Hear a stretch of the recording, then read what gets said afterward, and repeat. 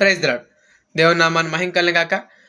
మనం నిన్న దినమందు జాషువా మార్ష్‌మ్యాన్ అనే ఒక వ్యక్తి గురించి మనం ధ్యానించుకున్నాం.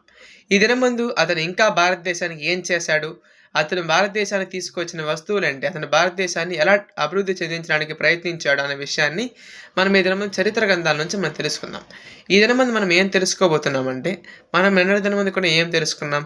అతను 92 స్కూళ్ళు కట్టి 10,000 మంది విద్యార్థులకు పైగా విద్యను అందించాడు అని.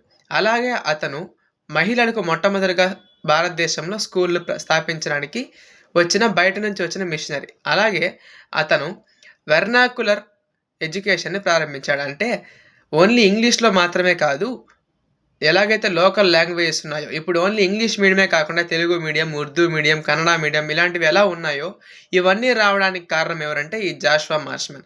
వెర్నాక్యులర్ ఎడ్యుకేషన్ని అతను ప్రోత్సహించాడు. అలాగే అతను ఇంకా ఏం చేశాడు అంటే సతీ సహగమనాన్ని వ్యతిరేకించాడు. అలాగే ఇంకేమి చేశాడు అంటే ఇన్ఫాంటిసైడ్ అనగా పురిట్లోని శిశువుని చంపే విధానాన్ని ఉండకూడదు అని అతను పోరాడాడు.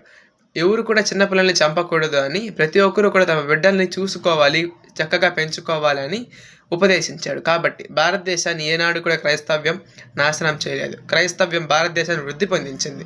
భారతదేశం ఈ స్థితిలో ఉందంటే కారణం దానికి క్రైస్తవ్యమే. దీన్ని గమనించవలసిందిగా కోరుకుంటున్నాను. ఈ వాక్యం దేవుడు దీవించి ఆశీర్వదించును గాక. ఆమేన్.